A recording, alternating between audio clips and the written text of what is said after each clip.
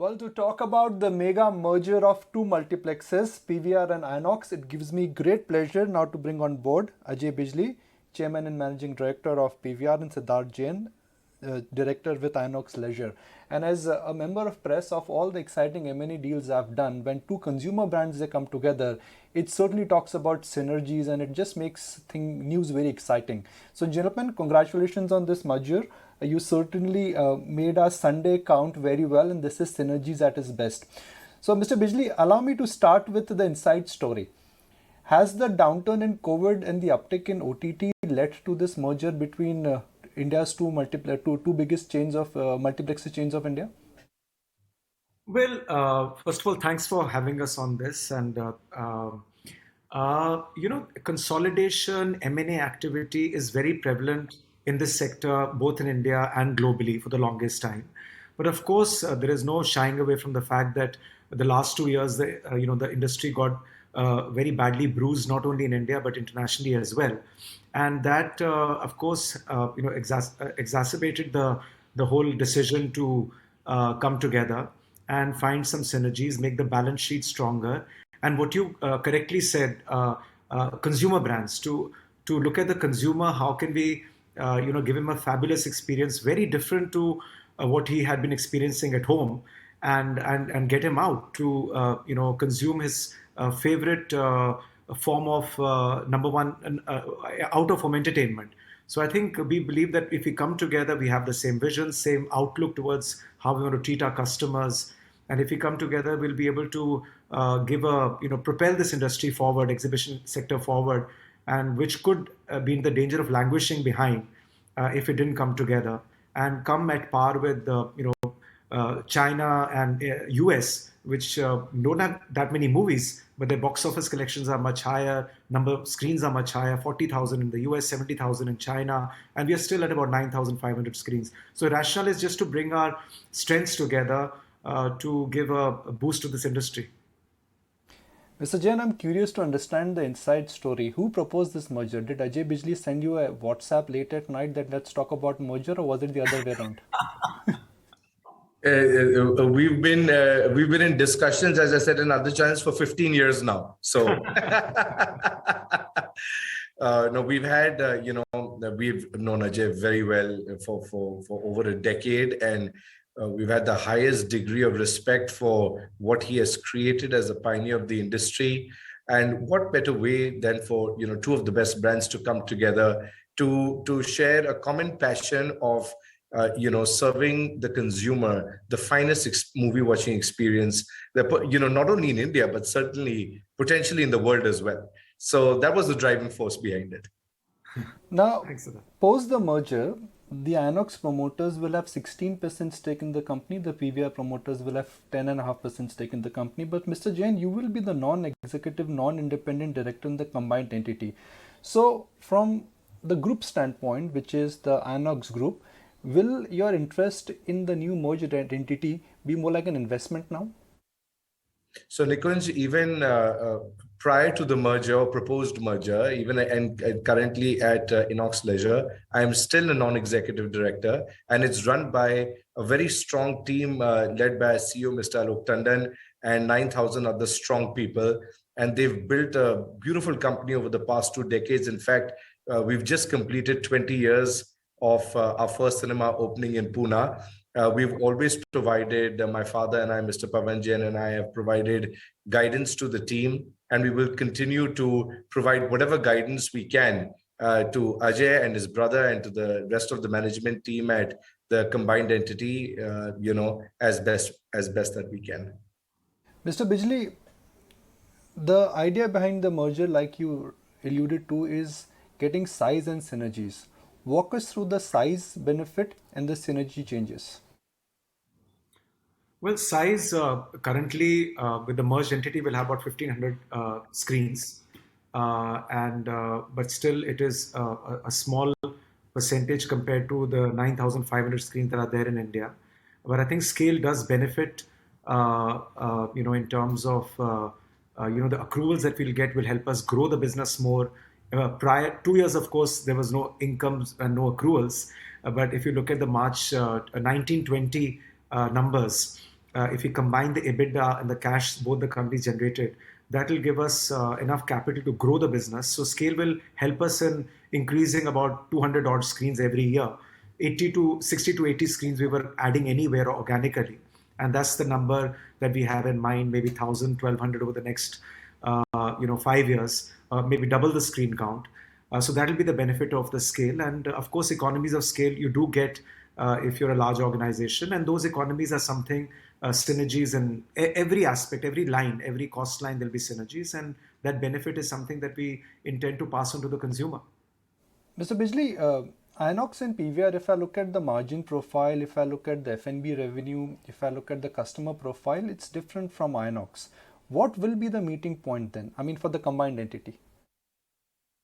To be honest, I think the consumer profile is exactly the same. Both of us have realized that in India, to be a pan-India player, you need to have a disparate product offering because there's a consumer at every price point.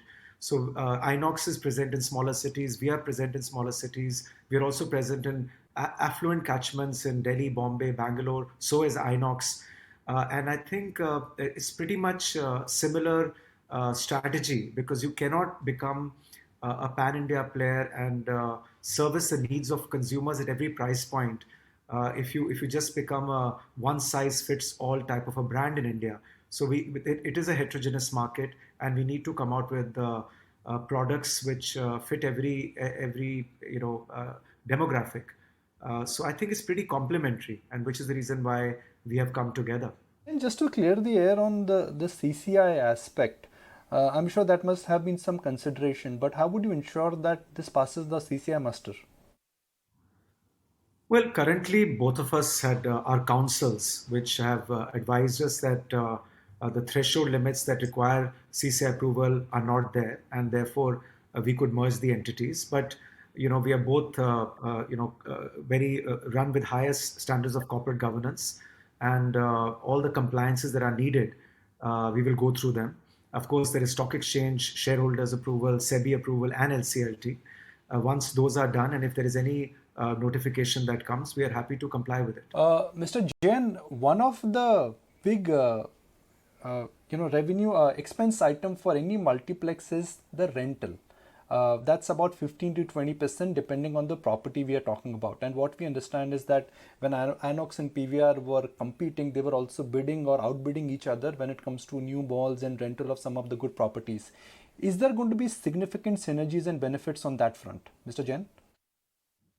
So, clearly all our properties that are operational, there's certainly not going to be any change. And in addition, as we had mentioned earlier, both our companies have a very large pipeline of properties that we've already signed, almost 1,500 to 2,000 screens of additional properties over and above the 1,500 that we're currently operating. So all those are already cast in stone. And I think, with our balance sheets coming together, and as we finish 2 years of COVID, and in a sector that's been battered a lot, most real estate players had held back additional investments in the real estate arena in terms of building malls, not knowing about the future of retail, not knowing about the future of cinema. And I think they're going to be really excited with this, that, with this combined force and the ability to expand with the stated intent to grow, I'm sure they will be enthused to start their reinvestment cycle as well and put in more money into new malls. Mr. Bijli, I'm perhaps putting you in a spot with my next question because I'm telling you when the baby will run, when the baby is just born. Your stake or the PVR promoter stake now will be reduced to 10.6%. Now you've given your blood, sweat and tear, your toil and hard work to the Indian multiplex industry. With 10% stake, will you be happy? Or with just 10% stake? Let me put it this way. I've always believed in a scale. And if you look at the dilution that has happened over the years, has always happened whenever there's been an inorganic growth or capital requirement. So I think it's a very domestic Indian concept that you only think about yourself. After you listed the company, it doesn't become a fiefdom anymore. You need to look at the largest shareholders. You have to look at everything. And if you're doing a good job, then I know stake doesn't really matter. In fact, I would argue that if you have a very large stake, you will become complacent because you'll know that nobody can sort of unseat you. So I have never really been that concerned. I've always thought of how do you make a company larger and larger, and I've had a good run in doing that. And I just also want to allude to the very generous words of Siddharth when you spoke about management. We've been entrusted with this job, to take the company forward. We're completely humbled with that. It's a huge responsibility on our shoulders. At the same time, Siddharth and Mr. Jain, who have a lot of respect for both of them, have done a great job in their companies. And our approach has always been consultative. I've always run the company with partners, Village Roadshow. In fact, I don't even remember any time that I ever ran the company alone. PVR was a JV with Village Roadshow. Then we had Renuka Ramnath, we had ICICI Venture, and Warburg Pincus, JP Morgan, L Capital. So ours, my brothers and mine, has always been a very consultative, collaborative approach. And we want to actually draw upon the experiences of our partners. And that's how our approach is going to be. I must share with our viewers that even though right now I'm in Mumbai, originally I was in Delhi, and I've had the pleasure of reporting the success story of PVR and Priya, one of the most famous cinema theatre, Mr. Bijli, where as schoolboys and college boys, we would always go after our exams. Right. Thank you. Mr. Jain, let's talk about the obvious question, and a question which I'm sure everybody is asking you again and again, which is the way trends in the OTT space are changing. A movie is released and after 3 months it's on OTT. OTT is cannibalizing the entire multiplex space. How do you see things shaping now that things are normalizing, at least post-COVID? I think the answer lies in what just happened in this month of March. As you can see, a couple of the largest movies were released, whether it's Gangubai, Kashmir Files, RRR. Everybody has seen the reported numbers. They've been absolutely astronomical, and I think it tells the content creators that releasing on theatrical is what really gives them the kicker, as opposed to releasing directly on OTT. In fact, even for the OTT players, they want to see the success of the film and the reaction of the film on theatrical before deciding, how much to pay for it, etc. So I think for the content creators, there's so many films like Suryavanshi and 83, which held on for over 18 months just to release theatrically, because that's what the content creators wanted to do. They wanted to show that large-scale cinematic experience to the consumers and to their fans. So I think we're going to continue to live together. And I think we've reached a very healthy balance in the past 2 years.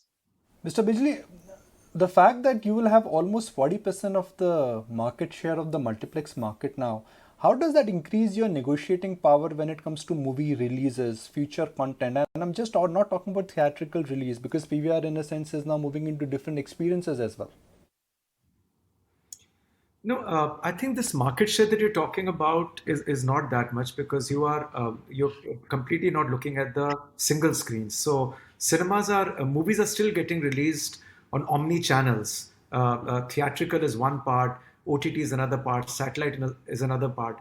So I think the revenue, it's all become very amorphous and nebulous now. How do you define a market? I think it's a very narrow definition if you just say exhibition is the only place where movies get monetized. Movies get monetized everywhere now, and the film fraternity is releasing it everywhere. The consumer is consuming it everywhere. So I think the whole definition post-pandemic of market is something that needs to be relooked at, because it is no longer that, okay, you have a monopoly on movies. There is no longer that. People can watch it anywhere, on the go, on their mobile devices, at home. So we don't think that we are in any position where there is any even a suggestion of a word dominance should be coming into play. How would you define the current March revenue versus the pre-COVID revenue? Are things at par, or things still need to improve before we can say that multiplexes have gone back to the pre-COVID levels? I think I don't know the exact where we will end, but March has been, as Siddharth said, very healthy. And in fact, traditionally March is not a good month, because your exams and all start happening. But we are delighted with the response to movies like Kashmir Files, movies like RRR, and even the tailwind that we got from the February release of Gangubai.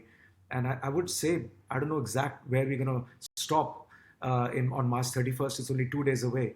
But I think we're looking at easily better than March 20 or 19 rather, because 20 again was affected by 15 days. If you recall, March 15th, 2020 is when the cinemas were shut. But March 19th definitely will be better.